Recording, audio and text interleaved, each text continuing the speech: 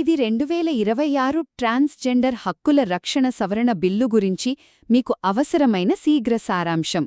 చూడండి, మార్చి 12న లోక్సభలో ప్రవేశపెట్టిన ఈ కొత్త బిల్లు పాత చట్టాలను పూర్తిగా మార్చేసి వాళ్ల గుర్తింపు, భద్రత విషయంలో సంచలనాలు సృష్టిస్తోంది. అసలు ఇది ఎందుకంత కీలకమో ఇప్పుడు మనం తెలుసుకుందాం.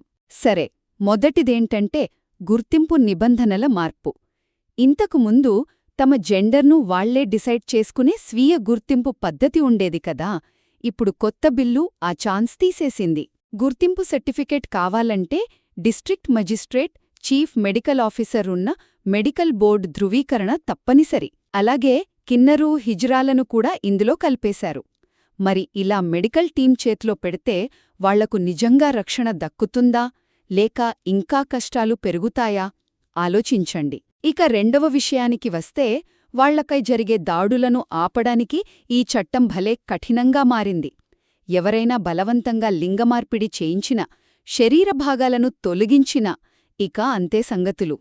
పెద్దలకు చేస్తే 10 ఏళ్ల నుంచి ఏకంగా యావజ్జీవ కారాగారం, 2 లక్షల జరిమానా. అదే మైనర్లకు చేస్తే 5 లక్షల ఫైన్తో పాటు నేరుగా యావజ్జీవ శిక్షే పడుతుంది. బలవంతంగా భిక్షాటన చేయిస్తే 14 ఏళ్ల దాకా జైలు. ఒకప్పుడు తేలికగా తీసుకున్న ఈ నేరాలకు ఇప్పుడు జీవిత ఖైదు వేస్తున్నారంటే ప్రభుత్వం దీన్ని ఎంత సీరియస్గా తీసుకుందో అర్థమవుతోంది కదా. చివరిగా మద్దతు మరియు పునరావాసం. అంటే కేవలం శిక్షలే కాదు, వాళ్ల జీవితాలను నిలబెట్టాలని కూడా చూస్తున్నారు. స్మైల్ స్కీమ్ ద్వారా సురక్షితంగా ఉండటానికి గరిమా గృహ ఆశ్రయాలు, మెరుగైన వైద్యం, ఉపాధి అవకాశాలు కల్పిస్తున్నారు.